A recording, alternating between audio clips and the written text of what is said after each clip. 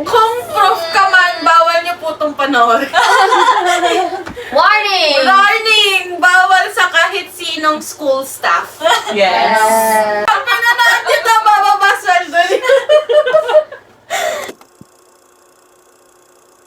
Okay, guys. So, good evening, everyone, and welcome to another Mer Talks. It's been a while na nag-sit ako. Aso. Para Lay down. have here special guest with me. Okay, introduce yourself muna. Hi, I am the prettiest. Chak lang. I'm Gwen. Uy, maganda si Gwen. Hi, I'm Kirsten. My name is Donai. My name is Francel Imnida. I'm Nian. Haba ng energy, guys. I'm Majoy. Joke lang, guys. Hi, I'm Majoy. Ngayon, for those who don't know, nasa Cebu kami right now. Woo! Yes! Kaya kami magkakasama. Cebuana. Yes! Mag-practice. Unsa man ni? Ni mo oy, ewan ko. Oo. Yes. Ang hirap naman, parang nagtotalk host ako dito. Tanong ako actually kung anong topics ang pwede na magkakasama kami din for this podcast. And ang tagal-tagal na naming pinaplano itong podcast na to. And since magkakasama kami ngayon for this trip, is naisipan namin gawin ito. We will be discussing yung isa sa mga mentioned na parang suggestion. How is your life shifted nung nag-pharma program ka? So, we are all pharmacy students. Yes, magkakaklase kami. And the struggles, countless expectations from people, how you would manage your time. So, would love to hear your journey as a pharma student. So, thank you po, Ate Zara Eloisa, for suggesting this topic. Let's have like sharing. Bakit ka nag-pharma muna? Pharma ako for pre-med. For pre-med din kasi mga suggestion ng mga nag-med na good daw if hard course na yung kukunin mo like pharma. Naamoy niyo ba yung nagaraya? Hi. Nag-pharma ako because of money. I thought dahil tagapagmana siya ng kanilang pharmacy. Sa Waling Pharmacy? Ako kasi, pre-med din. Yes. Pharma just because. Same sa iba na, pre-med din. Sinadjust lang sa akin actually ng farm ko na mag-pharma. Initially, ang pinili ko is biology. Pero sabi nila is mas aligned ang pharma kapag nag-med ka kasi essentially, pag-aaralan mo din yung mga meds for yan. Ako, guys, pharma ako. Kasi, pre-med. Pero ngayon, hindi ko na alam. Kaya tanong nyo na lang. Okay, guys. Yes. Experience nyo nung pumasok kayo ng pharma, like from first year? Pumasok ako, I already expect na it would be hard kasi I've heard a lot. Like, a lot na talagang magiging mahirap siya. So, talagang tinatry ko i-push na wag sana LPU kasi medyo nabugbog na ako ng senior high coming from Lipasayan. So, sana hindi na ako mag-suffer ng college but here am I. Double the suffering. First year ako sa ibang school which is isa sa mga challenging school kasi top performing school sila. And I can say na ibang-iba yung first kasi inulit ko yung first year sa LPU then nag-first year din ako nung sa other school ko na yon. And I can say na ibang-iba yung first year ko dun sa school na yon tsaka sa LPU. Naranasan niyo yung first year sa LPU, yung first year na lang dun sa isang school nito. Challenging niya and yung ibang mga topics you really just need to study. Wala ka na dapat personal life. Yeah, there's no way out. Kasi na-realize ko rin na yung ibang topic, sobrang in-depth niya na for a first year student. And I don't think necessary yun. Especially merong mga mas core subjects na matatakal nyo sa higher year nyo. So, in short, first year pharma, I think sobrang hirap niya kasi yung pinaka-core ng pharma, ipapaintindi agad sa inyo. Then, doon pa lang kasi sa perspective, talagang papaintindi sa inyo yung core ng pharmacy, which is sobrang broad niya, kung tutuusin. So, first year pa lang, ibang-iba na siya, big step na siya from senior high. Ano bang course mo nung first year? Okay. Walaan nyo. Vet. NAR. Major ko, animal science. Nag-first year ako. Animal science. Talaga siya yung manager ng... Hindi, takot din ako ng daga. Year ako, syempre doon ako sa Mindoro. Grabe, ma. Nag-ROTC ako noon. As in, itim na ako. And then, alam nyo, na-try pa namin yung isang lollipop. Di ba, Elsica? Ate, pinapadila sa amin yun. Like, for real. Didilaan dapat namin. Ako naman gano'n lang. Pero hindi ko naman talaga nilapat. So, yun. Tapos, tanghaling tapa. Oy, ulo, diring-diri siya sa akin, mami. Like, nandun, bilad na bilad ako. Gusto nyo mag-marcha ako dito eh. Oo nga, mama. Namiss ko sila, yung mga friends ko doon. Pero, Shoutout. What's the difference? ha? Difference? Between first year animal science and Ay, first year pharma. parang high school lang ako. Tas, madaming lalaki doon. Pero, ano, mabaho sila. Joke lang. Hoy, hindi. O, joke lang, mami. No, lumipat ako talaga dito. Talagang naayos yung study ko. Yung, ba't ako lumipat, na-scam ako ng ate ko. Sabi niya, te, magiging maayos ang buhay ko kapag lumipat ako. Nangyari nung first year, nakaramdam ako ng gumapang pabaligtad sa lagim, mandag at lagim. Grabe, mama. Masaya naman. Actually, nasaya naman talaga. Kasi, te, hindi ko kaya makiging kilala, te. Doon pa din ako Labas sa sa animal. ilong? Mahirap siya kasi 75 agad yun. Tapos, delikado na agad ako first year pa lang. Tapos, iyak na agad ako nun.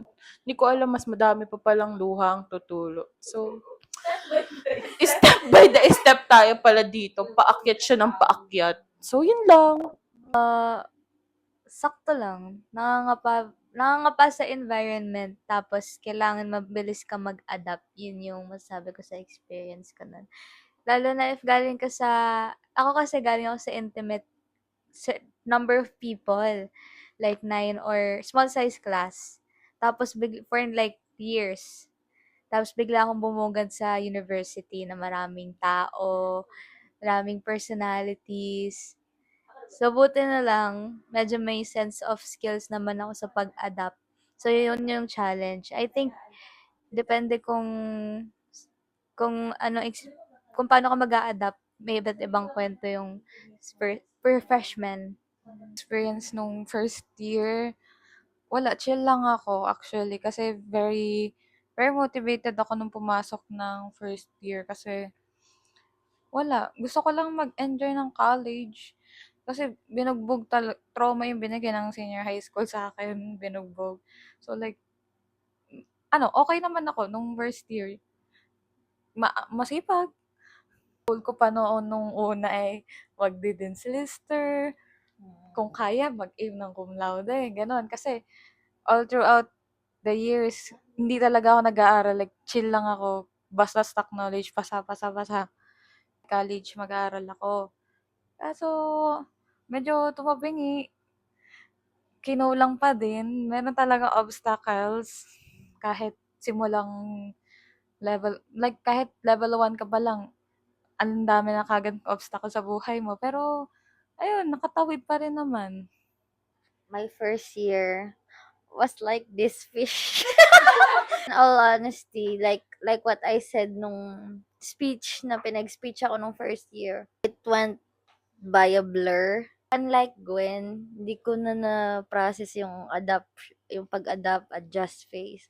Lahat ay ang bilis. Felt so fast na wala nang time mag-adjust. Parang gano'n naman yung naramdaman ko. Pero naramdaman ko rin nung first year yung pag-excel in a way na wow, parang na yung knowledge from senior high was nagagamit ko. Nung nagagamit from senior high was nagagamit ko, and at some point, mas nag-excel pa. But, you know, the law of receptors, nasa-saturate din siya.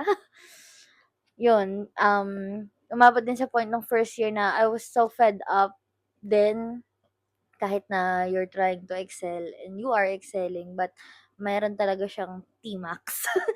Oo, parang gano'n. Kaya naka-affect siya ng second year ko. Pero overall, first year was really fun. Ito yung parang stage ng buhay na nire-ready ka pa lang for something worse, pero masaya ka kasi you haven't ano pa, hindi mo pa nakikita yung worst. Section din talaga natin. And kaming 7, hindi kami magkaklase. Ang magkaklase lang is, ang A, yung A, taas kamay please. B, taas paa. Parang student na pumapasok for the day lang kami. Hindi Yeah, for the next day, day, yeah. hindi for the whole week, for the day. For the Just day. for the day. Nakakamiss yung ganong uri ng buhay as a student. I miss you, Cameron. Ako ay bida-bida. Sobrang bida-bida siya lang yung nag-iisang DL sa buong pharma. Parang gusto kong ma-experience lahat. Hindi ako student leader nung senior high, pero achiever ako. Like, hindi ko naman i-hide yun. Mula nung senior high, describe ako siguro ng mga klase ko na talagang masipag. They will say ganyan. Talagang inad ko lahat ng aking kaklase. Tumakbo ako ng first year rep, yeah. Nasa isang cafe lang ako, nagsabi ako ng plataforma ko. Kasi ako, hindi ko alam kung ang hirap na ako yung nagsasabi nito, pero hindi ako yung hindi kilala. Wala siya ng lahat. When you say Mariel or when you say Mariel Manalo, may palalabas talaga sa utak mo na, Mariel Manalo. I don't know kung saan nanggaling yun. Siguro dahil first year rep ako, na ako nakikipag-interact sa kung sino-sino sa buong batch namin. Pero ayun, doon nag-build yung name na kung sino yung Mariel na yun. It's really hard, but also, parang yung adjustment talaga, kasi nga first year. Kasi tandang-tanda ko, may kwento lagi si Papa sa akin na dati daw, nung college din siya, is akala niya, nung yung prof for recitation, akala niya, siya lang yung may alam. Pero nakita niya na lahat daw may alam. And talaga nung first year, I was so amazed na yung mga kaklase ko, nagtatanong kung paano mag-balance ng equation. Lahat sila nakaganon. Sobrang galing. Pero at the same time, parang nandun na rin yung parang pressure. First year? Yeah. It's real na. Parang hindi na pwede magpa-petics-petics kapag college. So, first year, yun nga parang ang bilis lang siya, pero at the same time, nandun din, nagkakapaan kaming lahat.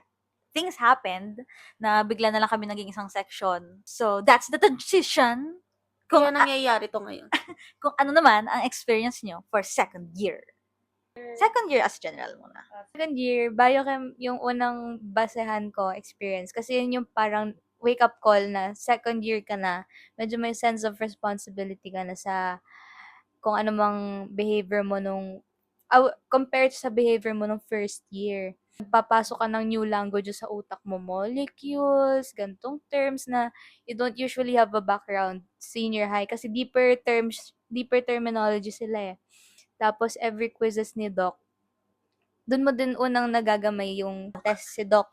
To the point na hanggang pagdating ng finals, isipin mo kung pasado ka ba o hindi kasi you still need to really grind in order to ensure that you hit the grade to pass.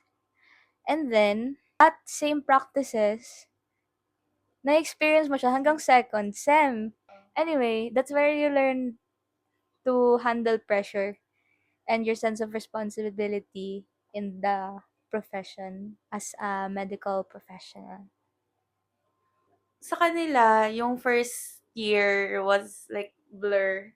Kasi yung first year, medyo nag-enjoy pa talagang pumasok. Nagka-cafe pa kami ni Nina Marga. Talagang hindi kami napasok ng Anafi. May mga ganong era pa kami.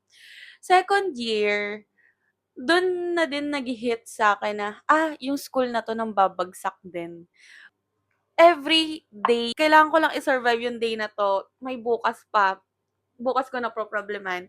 Yun, dun naman yung umano sa akin nung second year. Kasi second year, sobrang broad pa rin ang topic nun na may calculations, tas biglang magsasaulo ka ng mga kung ano-anong gamot. Sobrang broad ng pharma.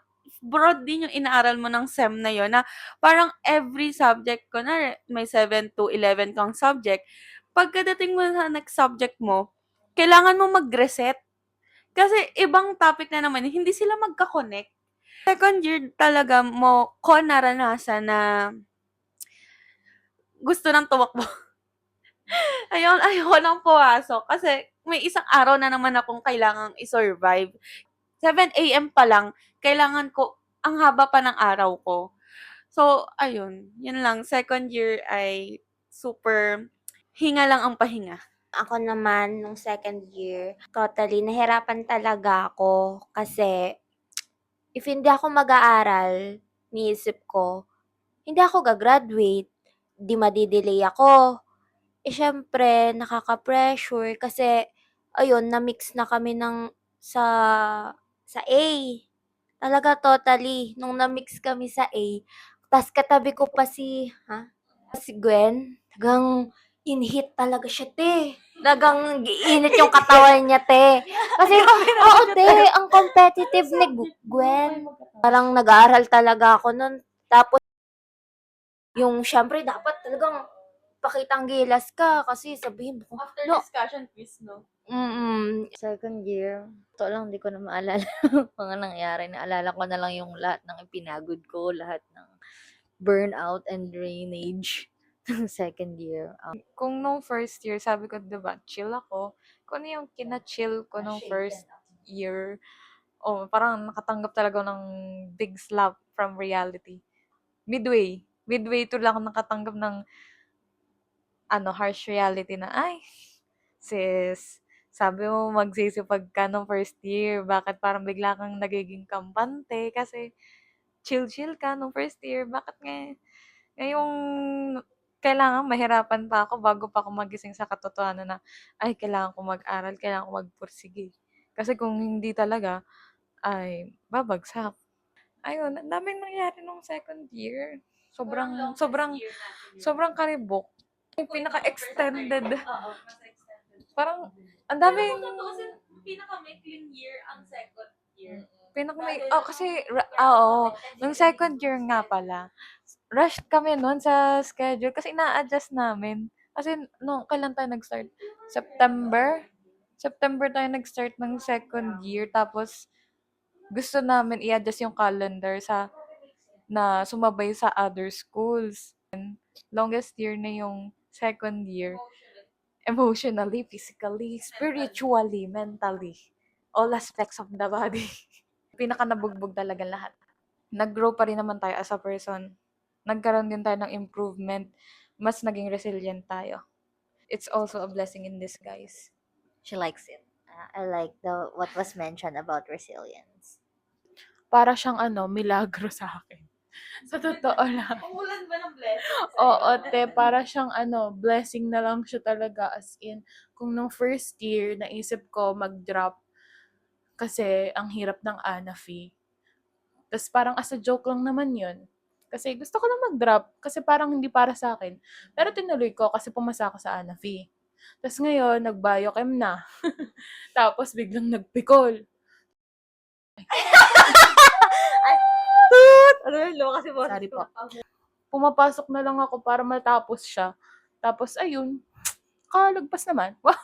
Kaya blessing siya talaga. Kasi hindi ko alam kung paano nangyari yun. Year was really the hardest. Siguro nung first year, okay pa. Ay, first year, ano daw? First sem, yeah. First sem, okay pa. Ha?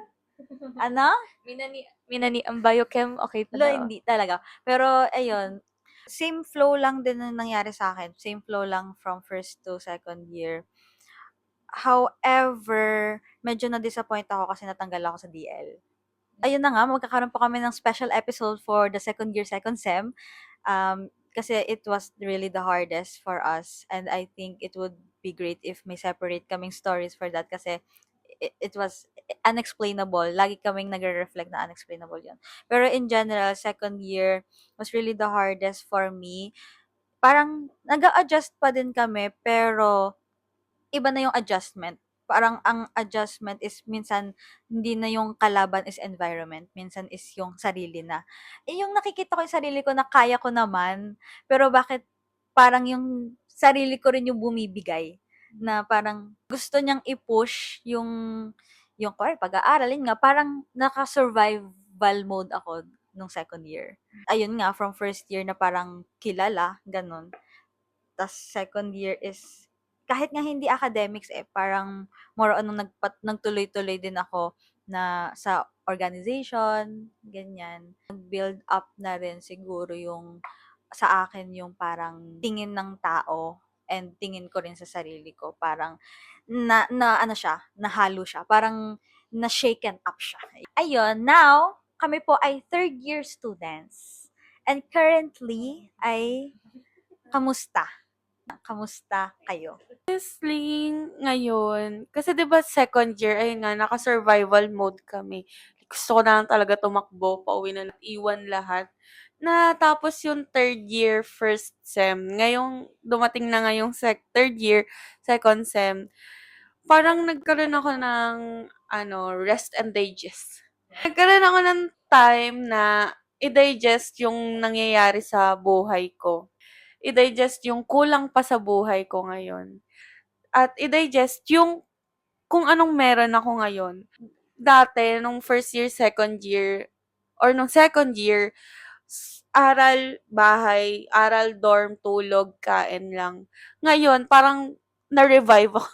Parang bumalik ako sa buhay ng isang tao. Hindi lang pag-aaral yung kailangang intindihin. Nag-iisip ako ng anong gagawin ko next year para sa sarili ko, para sa spiritual ko. Kasi, like, honestly, second, nung mga nagiging busy sa pag-aaral, hindi ko na nagagampanan yung pagiging katoliko ko. Sarili ko, hindi ko naalagaan. So, parang, wala talaga akong buhay. Ang aral lang talaga, academic lang. So, ngayong third year, second sem, ngayon, yung current state ko ngayon is finding myself. Yes naman. Hindi ko alam kung anong gusto ko. Hindi ko alam yung hobby ko. Hindi ko alam kung Oo. athletic ba ako. Kasi, sabihin man natin nung high school na athletic ako, nagbabasketball ako, iba na yung ngayon eh. Hanap ko kung sino ba ako Tsaka kasi sa nag-focus buhay ka ko na ngayon. nung second year. Oo. Nasa Nasa existing. existential crisis. Like, ano bang kailangan ko talagang gampanan sa mundong to? Yun yung state ko ngayon. So, nandun pa rin syempre yung stress sa pag-aaral kung papasa ba or hindi. Pero, nagkaroon ako ng more time nga to evaluate myself. Yung totoo lang, hindi ko binuksan yung portal ko nung nakaraang sem. Ngayon ko lang siya nabuksan nung pinabuksan sa atin ni Doc para mag-evaluate. Naiiyak ako. Yung totoo, naiiyak ako inside. Kasi, totally, alam ko kasi yung grade ng ate ko. Alumni siya, so may discount. Nakita ko grade niya. Tapos, syempre, kasi, parang, like, ayoko. Talaga, ang ate ko, hindi naman sa pagko-compare, pero talagang give niya yung best niya kasi sayang talaga yung resources and all. Kaya talagang nag-aral siya ng mabuti, ganun. Saka yung grade niya, hindi naman sa pag-aano, pero wala siyang stress. Hindi, wag na lang magsalita. Siyempre ganun.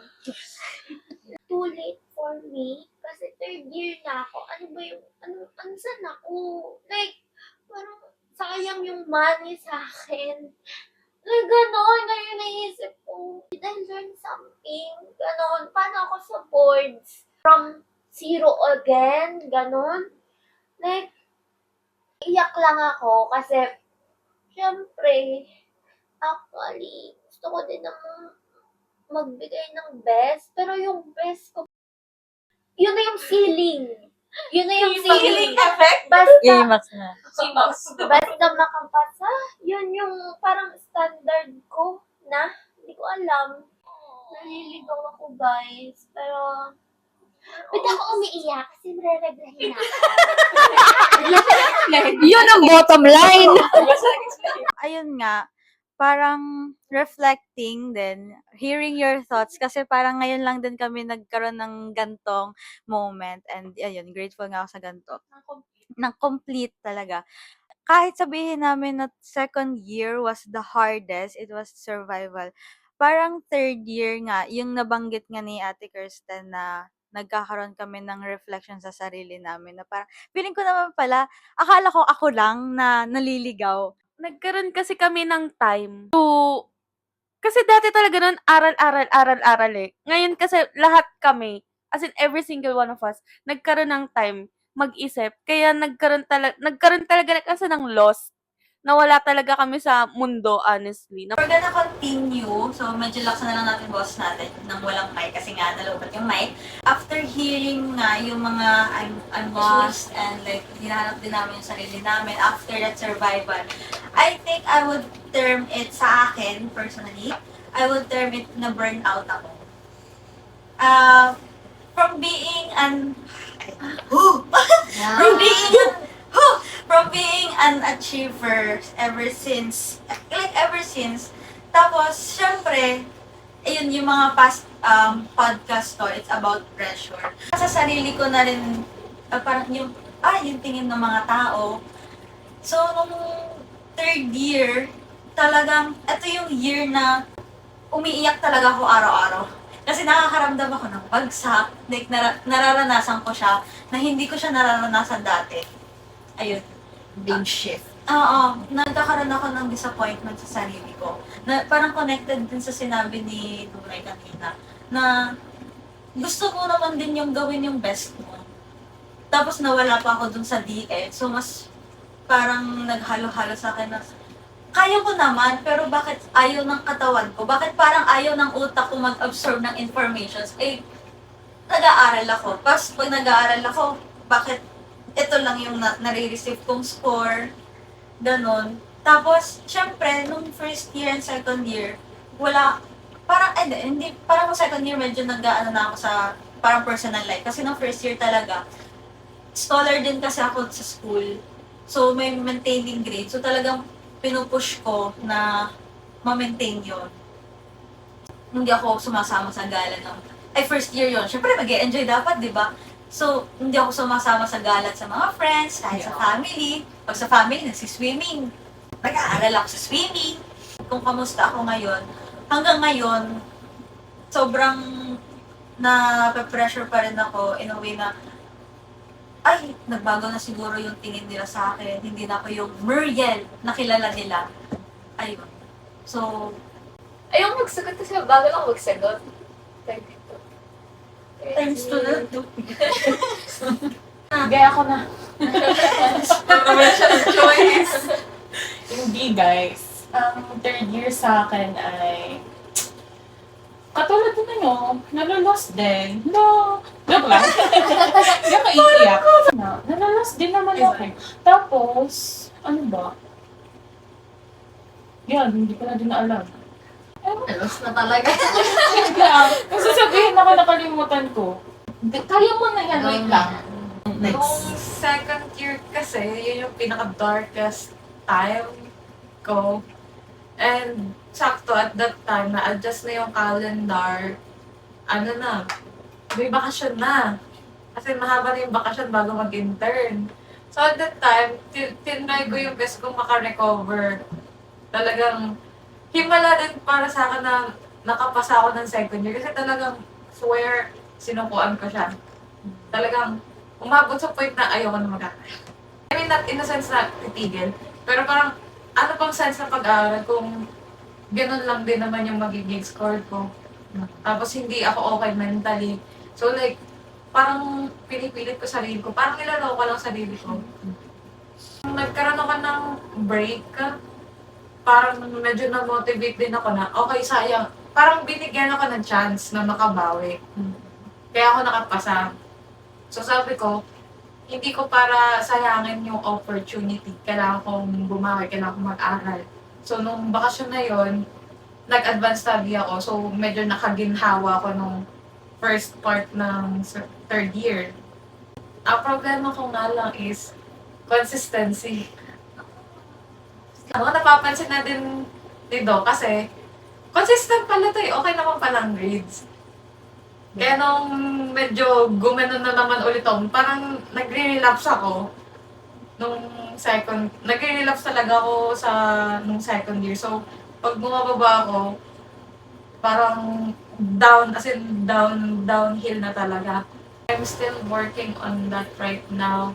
Maging consistent. Kasi pag nasa boards, dire-diretso na yan. Hindi ako pwedeng mag-up and down na naman, mag-roller coaster doon.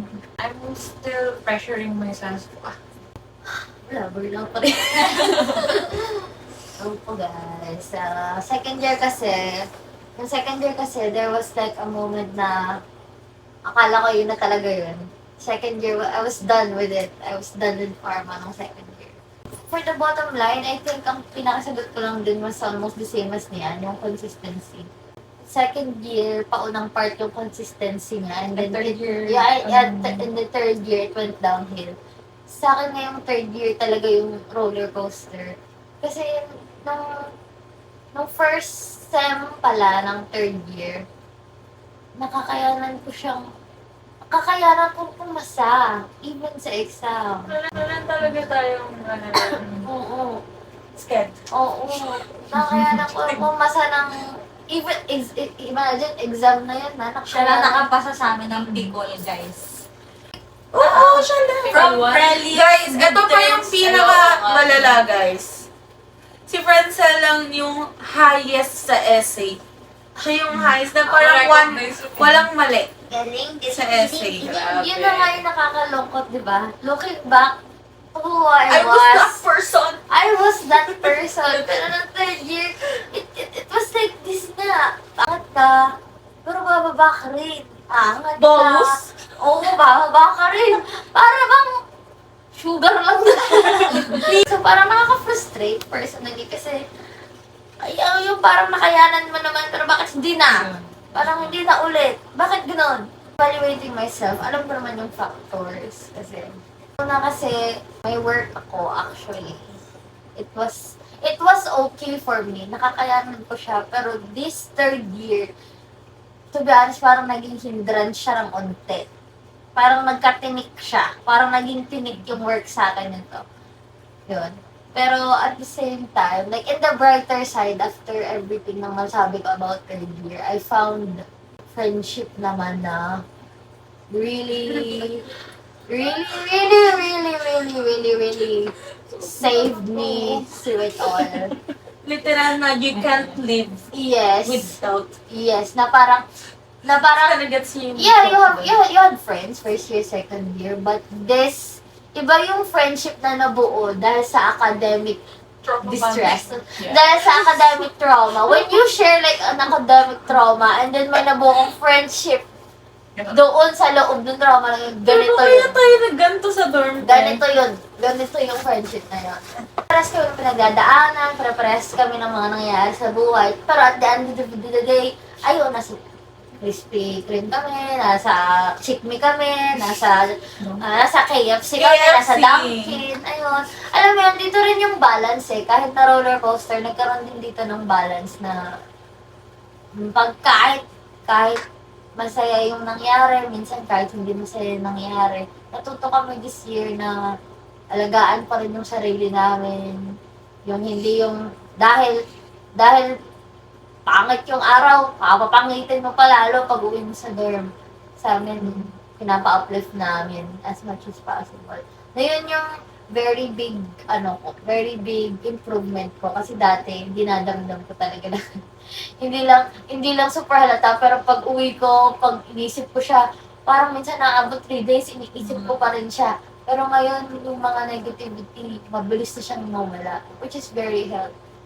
And now we can keep it up until saan man tayo dalhin. Saka it will not last naman. Parang dati is if kinikim-kim natin, parang nare-realize din natin na hindi naman laging smooth flowing yung life. Mas lalo na tumatanda rin tayo. And there are ways. Isa pa yung adulting na yan, di ba? Ang hirap kasi, to add lang dun kay Ate Kirsten, you're trying to navigate your academics, your career, pero at the same time, you're trying to navigate your life. Yeah, your life. Your life. Which is dapat more important Yes. kaysa sa academic. Yes. Pero kasi, nung tayo, inisip natin na mas importante academic. Academic. I-survive yung academic kaysa sa life. So, parang nag-stop talaga yung buhay ko nung 20. Important na yung academics, it should not be the number one talaga sa buhay mo. Talagang you find your purpose para hindi ka mawala in the journey. Na-realize ko din talagang nag-stop yung buhay ko ng 20. Kasi nakikita ko yung mga kabatch ko. I know. Kasi I'm still here. Kasi sila, like, they have their life together. They're starting a business. They have like, yung katulad nun, yung friend ko na magpipiloto siya dapat, nagdadrive na siya ng plane. She's earning hours. Yung friend ko na magme-med school, she's halfway na. Parang ganon. Hindi ko lang sinisisi. It's just that, yun yung nangyari kasi sa atin, ng 2 years. Like, hindi ko nakita yung progress din nila. Bigla na lang ako namulat na yung mga friends ko, they're establishing, like, nagbebenta na sila ng car, they're starting a business. Gusto ko yung yung sentiment na, syempre, first year nangangapa ka, second year, sige, pwede pa, okay na nangangapa ka pa nun kasi hindi ka pa naman fully makaka-adjust after 1 year. Pero third year, you should be more wiser na. So, bakit parang feel ko, Hindi pa wise. parang nangangapa pa din eh. Parang naka-blindfold pa din ako. Self versus self na to. Kasi sino bang tutulong sa sarili? Sino bang mag-aaral for myself? Ako lang din naman, di ba? Alangan namang si Mariel mag-aral para sa utak ko. So parang ang hirap tanggapin na yun na yung sa tingin mong ginagawa mo yung best mo, pero hindi pa sa mata nila, hindi pa sa mindset nila. Pero ikaw yun na yung dugot pawis mo. Yun na yung Kasi- puyat mo. Actually, honestly, nung second year, nag-set din kasi tayo ng standard.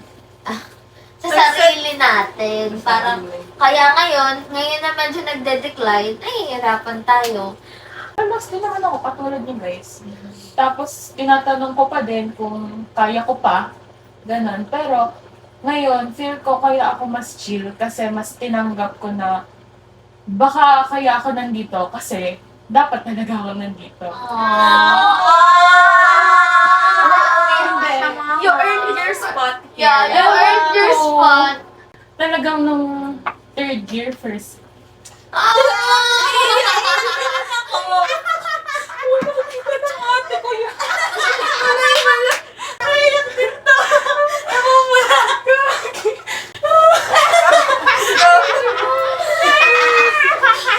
Kasi guys, third year, first sem, sabi ko talaga, ang dasal ko na kung gusto mong nandito ako, ipasa mo ako. Pero kung sa tingin mo hindi ko kaya, wag na. Kahit masakit. Nung napasa talaga ako, sabi ko, talaga yun. Ang team na niya, yun na talaga yun. You earned your spot. Kahit sobrang hirap pa din niya, okay ako. Like, hindi naman super okay na okay, pero iba siya compared sa last semester na gano'n.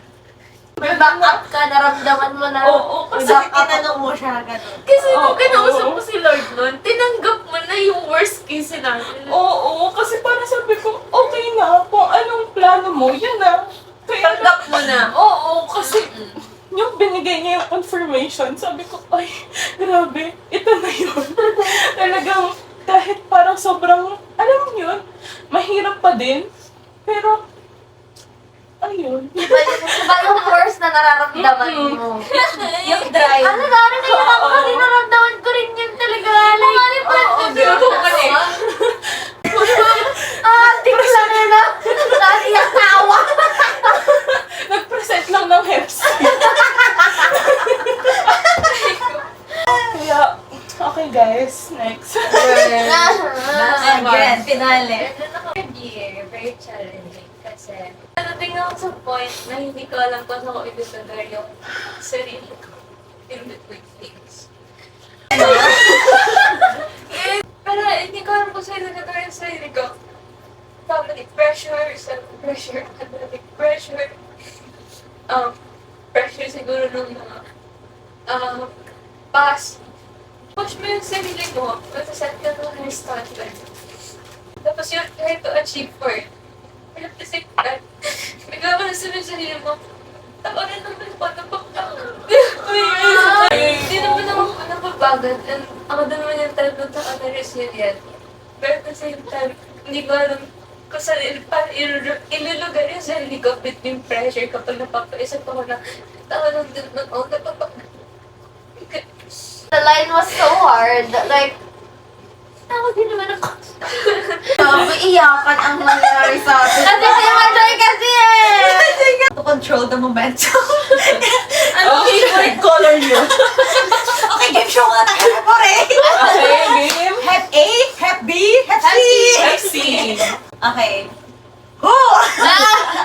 Lalagan pa nga lang ako. Balak. So, ano muna yung mga, ano yung naging realization nyo? Like, after those struggles, ano yung gusto nyo i-improve sana in the near future, sa pa-future na tayo, or kahit even sa present muna. Para din ma-open din sa kanila, baka kasi they're also experiencing the same thing, yung mga nanonood. Kasi nga nasa third year na tayo. Third year, second sem. Kumbaga parang nasa isip ko, ang daming nakakarap ng stage na to ng buhay natin. Kasi patapos na tayo, lalo na sa pinaka mabigat na part ng pharma na kaido. Patapos na tayo, 1 month to be exact na. Actually, Less than less than a month na. So, yung gusto kong i-improve ay yung quality ng buhay ko right after this semester. Gusto kong ma-improve yung pagtrato ko sa sarili ko na hindi na do or die lagi, hindi na lagi naka-on yung fight or flight system. For a very long time, ganun siya. Kaya gusto kong bumalik sa buhay na kung ano. Gusto ko lang talaga mabalik yung good quality of life. Ano ako medyo naka-same kay Francel na answer. Like, honestly, one time, tinanong ako ng parent ko. Kasi nung after summit, sabi niya, grabe anak no, kayo lang pala talaga yung may white coat. Like, sabi ko, ako sabihin na, pero behind nung white coat na yun, lahat ng luha, hindi natin ang second year. Like, kasi like, nakikita lang nila yun, na naka-white coat tayo, pero behind that, parang Sobrang laking story pa. sobrang lalim na ito yung mukha nun. Ayoko talaga ng city life. Ayoko ng busy life talaga. So, pag nag-exam ako, like, parang yung date ko sa sarili ko, magde-date na ako ng sarili ko, minsan nare-realize ko na ang bilis ko maglakad. Sobrang bilis ko maglakad na sabi ko, ba't ba ako laging nagmamadali? I need to slow down kasi parang lagi ako nagmamadali na nung second year, kailangan ko magmadali kasi kailangan ko pa mag-aral. Yung mga realization ko nung third year first sem na sa lahat ng bagay, like, kahit sa pagkain, I need to slow down kasi like, oo, 24 hours lang hindi ko na alam, hindi ko na ma-formulate. Yun lang. Kasi, alam mo pa sa isipin mo, 24 hours, napakahabang oras nun.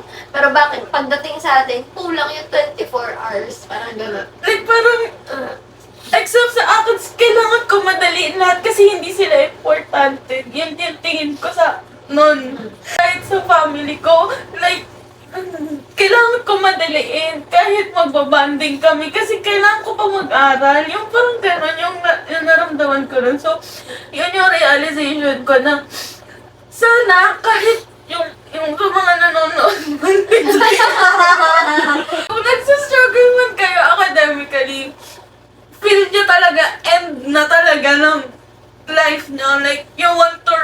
way na talaga na gusto niya na lang i-drop lahat. Ang hirap man sabihin to sa past self ko.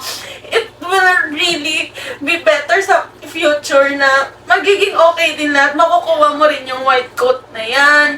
Mag-graduate din kayo ng diploma. Kasi, honestly, nung second year, sobrang labo. Di ba sa akin? Parang sobrang labo na magwa-white coat kami. Magiging better din lahat. Kahit sa tingin mo ngayon, sobrang imposible. Ayun lang sa akin. Sa akin would be stress control and environment control. I think ang laking factor ng environment mo sa magiging mental state mo. At least for me. Kasi I've been in an environment na uplifting, highly uplifting.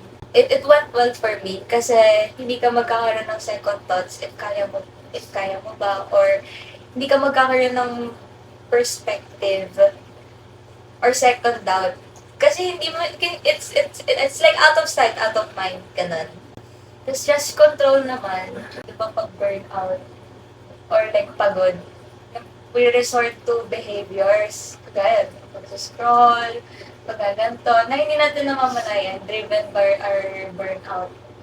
If we could grasp stronger sense of stress control, skills pala yun. If we will identify it, I think makakatulong at some point. Ay, stress na pala ako. Ay, ano na pala to, parang reaction ng stress. So, I think better management. I don't know how, but if anyone can figure it out, Di ba sa'yo stress control tsaka environment control? Wala niya akin. Ako, Sige, sige. drugs. Stress control. To build my story, I think ang na-realize ko naman is, yun, lagi kong sinasabi, kahit siguro sa last Mer Talks ko, I said na be kind to yourself. Yun yung pinaka na-realize ko.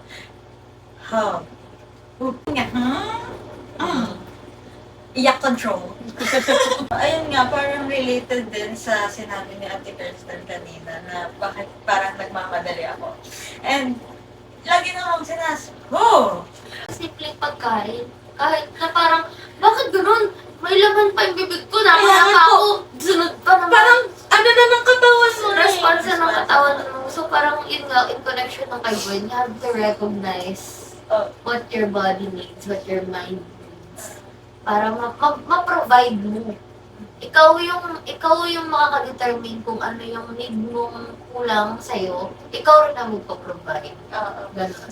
So, paano mo magagawa yun? You have to learn about yourself. Which is in connection And kay which is in connection Oo, sa akin. connection kay mo. yun yung wala ako. Parang, gusto kong parang lagi akong nagrarant sa friend ko na lagi niya sinasabi, tuwing nagrarant ako, lagi niya sinasabi na huwag ka na kasi ma-pressure, huwag ka na kasi, gawin mo kasi yung kung ano yung nasa harapan mo. Pero bakit I always Hindi mo magawa. Oo. Oo. And I always opt for na, I'm always worrying for the future, which is, parang sa akin naman, pinaparusahan ko yung sarili ko na hindi ko na nga inaalagaan yung sarili ko. Na parang hindi na rin siya nagiging healthy. Na so, sa utak ko, parang kaya nabu-burn out ako, is siguro hindi ako nagkakaroon ng time to reflect, to accept my emotion. At yung sinabi ni Kuya Luel sa akin, na just to accept. Quote. Na yun nga, parang damdamin ko kung ano yung nararamdaman ko. Nagmamadali tayo. Siguro dahil nga nung nakikita din natin sa ibang tao, yun yung pinaka-bottom line ng akin na na-realize ko sa sarili ko na talaga alagaan ko yung sarili ko. Yung awareness ng state of emotion, actually, feeling ko skill to learn din yun. Kasi, hindi mo pala alam na ito na pala yung nararamdaman mo. May nararamdaman ka, you're in a certain state. Tapos hindi mo siya talaga nire-recognize because you have to be something else. And parang feel ko subconscious na hindi mo siya i-recognize. Kasi you're doing So feel ko kailangan mo munang tanggapin sa sarili mo na yun yung ano. Nangyayari. Kunwari, example, burnout ka. Deny mo kasi may kailangan kang gawin. Oo. Yung pala, burnout ka na pala talaga. And then, hindi ka nagsa-start from that path na, sige, take it slow. Rather, you push yourself too much kasi yun dapat mong gawin eh. Ayun, I think gano'n yung application niya. Yes. Pagpatuloy tayo, guys. Dito na tayo. Andito na yung ending ng, hindi naman ending. So, bale, new beginning pa eh, pag natapos tayo. Hindi naman sa, huwag na tayong mag-look back dun sa mga nangyari before. Pero talagang dapat tingin ka na doon. Like, kaya natin to. Life natin sa school, hindi lahat doon umiikot yung mundo natin. Part lang yun ng journey natin para sa future. Sakop naman, nabanggit nyo naman lahat. Pero yung for me, like, me personally, Individualized term. oo, like, me personally, kasi in general, ko ang naman lahat. Pero me personally, I need, after third year, I need to heal. As a whole. Kasi, na-mention ko na before yung mental health ko. And, actually, yung reason bakit ako lang ang pinaka-compose. But to be honest, not really. The reason kung bakit maga ang mata ko, like, 1 week na hindi pa rin siya okay. Kasi, one of them is buyat. And yung main reason kung bakit nag-precipitate tong ito ulan. Yung maga ang mata kasi kakaiyak ka. Like, weeks ago, bumalik na ulit nung second year na yung gabi-gabi pag umiiyak ako. Kaya ngayon parang, Kaya meron ilabas mo pa daw. ba akong mainuluha? Kasi ayoko na umiyak. Yan ang parang pinakamahirap na parang alam mo gusto mong umiyak, gusto mong lumabas, pero wala na. Meron akong experience. Ako. Ko lang. Meron akong experience na tinimeran ko talaga yung sarili ko. Para umiyak. Kasi may quiz ata nun, or like may kailangan akong gawin. Mabot na kami sa may schedule na pati yung Ah, breakdown. Tumawag ako sa friend ko, umiyak ako, tapos parang 20 minutes lang, basta pagkatapos ng cut na, tapos talagang bumalik na agad ako sa pag-aaral. Ganon. Nakakita mo yun? Hindi ko kaya yun. Tinry ko. ang Tinry ko hirap. din. Wala. Buong gabi akong umiyak. Nag-alarm ako. Hinarap ko, hindi ko kaya. Tinabi ko yung tablet. Wala. Iniyak ko hanggang saan nagmagana yung mata ko. Yun ay nung preparation ng terms kay DDM noon. Kaya sabi ko, I need to heal. Kasi hindi lang, I think nag-play din naman yung factor ng sa childhood. Like, yung early stages of life na. Kaya, ganito rin yung behavior ko. Ganito yung mental health ko. Kailangan ko ayusin mismo sarili ko. Para hindi ko ma-affect yung surroundings ko. Self-recognition. Yes. Anong kailangan. First step na actually, self-recognition. On to ko yay! Okay, same lang. Yun yung ending. What she said. What she said, she. Hindi nga, yun lang. Kasi, personally ma, Take it easy. Kasi, yung first 3 years ko talaga, no, iyak guys. Yun nga, kasi, nakakalabas lang ako ng bahay pag bakasyon guys. Tsaka kapag sisimba, yun. Tapos, tinatanong ako nila, if, aaral ka na naman? Gumaganon sila, wala, yun na talaga yung parang nakasanayan ko. Ito ko sana, after nito, makalabas ako ng always. Always! Yun. Ewan ko kung saan ko siya nakakasalubong online. Tinatanong ko kung ano yung hobby mo. wala sagot. Pag-aaral lang. True. Ayan. Ganun buhay ba meron tayo? At ano, yung mga ganun. Kaya anong hobby mo? Yun yung inaasip ko sa akin. Wala ako guys, wala ako sweet. Walang bagay. Eto, inahanap sa akin nga yan ng friend ko. Na parang, sabi din ni Crystal sa akin, na libangin mo yung sarili mo. Huwag ka, like, kasi minsan pag doon magpapahinga, di ba magdudong scroll, ganyan. Pero minsan kasi sa akin, hindi kasi ako mahilig magdudong scroll. Sorry guys. Pero hindi ako, Again, sa mga hindi ako, pero hindi talaga ako mahilig manood, ganyan. Pero, bigla na tinanong, ano bang, like, anong libangan mo? Mag-gitara ka naman. Eh, dati mahilig ako mag-gitara. Pala, parang marami akong gustong gawin nun. Pero simula nung talagang tutok ako sa pag-aaral, to the point na ngayon, ang dami kong gustong itry. Bumili ako ng coloring book para mag-color. Grabe. Pero ngayon, hindi ko siya magawa kasi nag-aaral ako. Bumili ako ng painting na statue. I-paint ko yung mismong statue. Ano siya? Pause muna. Natapon na ata na nagpagawa.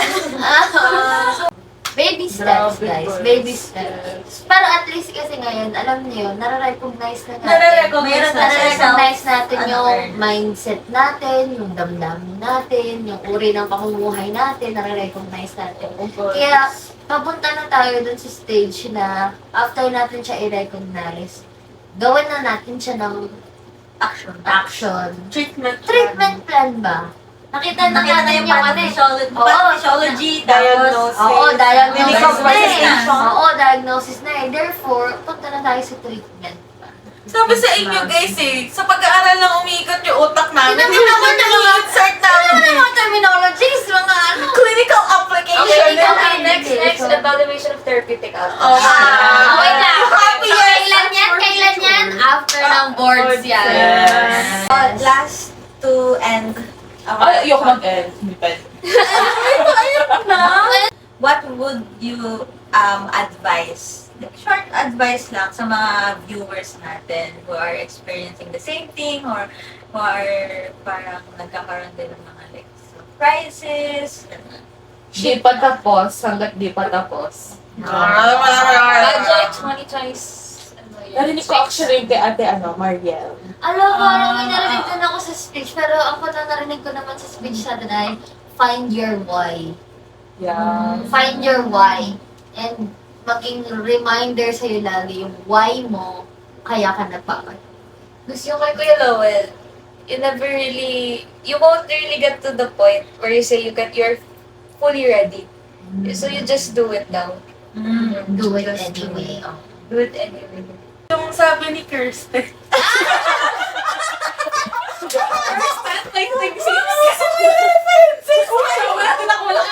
Applicable lang siya sa Evidence A, evidence B. sa mga people na lower year namin. Hindi man namin kayo close. Hindi man namin, kasi broad na, general na kayo. So ako kay, sa ating hubes. Hubes!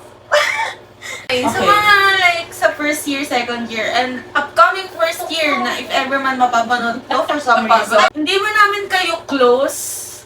Kasi hindi kami ma-close na tao. At saka, busy tayo. Busy din kasi talaga kami sa totoo. Nakikita tayo sa hallway. Guys, kung nakikita nyo kami sa hallway na nakasimangot, intense, stress, Ibig sabihin, may quiz yun. may quiz yun. Pero ganito kaming tao, guys. And approach us anytime for an individualized advice. Ay, hindi, joke lang. Hindi, ayun nga. Lahat yung Customized treatment. Customized treatment ko kayo, guys. Hindi, ayun.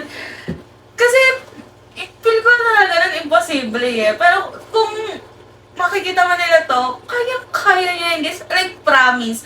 Huwag lang kayo mag-give up. Kayang-kaya nyo yan. It does get better, guys. It really talaga. Ito pala, learn to prioritize. Actually, Kuya Sean, nung ganun yung recent speech, career development, sabi niya, a lot of other people say quality over quantity, but he really encourages both quantity and quality. Both. Kuya Sean said he encourages both quality and quantity, not just one. Yung saying na inaano ko na sa sarili ko na when it rains, it pours. As in, pag talagang may isang pangit na nangyayari sa araw mo, diretso na yan, totoo. Pero, there will always be a rainbow after downpour. So, wag ma-down agad. Hindi mo mako-conclude na, ay, hindi ko pumasa. Like, first subject pa lang, ay, hindi ako pumasa. Conclude mo na kagad na, so this day will be the worst agad. Kapag, when things don't mag-go your way. Huwag ka agad ma-down. Kaya mo namang bawiin yun at the end of the day. Tsaka, doesn't define who you are. Who knows, you could be better. Oh, I wanna share the 5x5 rule. May naging problem kami ni Francel sa school. Biglang may lalabas sa either FYP niya, Facebook niya, or what na something. Or sa akin. Ito talaga na binigay siya ng someone about. The 5x5 rule states that, alam naman natin na we're studying for the future, eh, di ba? So, it will matter in the future. But what the 5x5 rule says is that if it won't matter in 5 years, you don't have to spend 5 minutes or above worrying or being upset about it. Kasi do you think your 5 year from now self would be like crying or like really being devastated sa isang quiz? Isa-sum up ko na lang sa advice portion is enjoy the present. Yeah. Oo na yan. Parang it's natural to worry for the future. It's natural to hear a lot of things, not only from others, but also from ourselves. It's also natural na yung paano yung maging coping mechanism natin, ganyan. And ayun nga, you feel what you feel. I think it's for the growth din. And ayun, just be focused din sa present. Kung ano yung, lagi ko sinasabi to sa mga videos ko, kung ano yung kaya mo, yun yung gawin mo. You don't have to be You hard. don't have to be everything Yes, yun. at the moment. First of all, I would like to thank yung mga kasama ko right now for this opportunity, for sharing their experience. Kasi nga, yung mga nagdaang Mer Talks is only my point of view, and hearing your thoughts and your experiences, your advice, super happy ako na nakasama ko kayo for this episode. Guys, mahaluha namin kaya i-share niyo itong video na to. Ayan, sa mga nanonood, I hope na na-inspire kayo, nagkaroon din kayo ng like self-reflection, and ayun, parang nagkaroon ng realization. Thank you guys so much for watching. I hope you enjoyed this video. And don't forget to subscribe!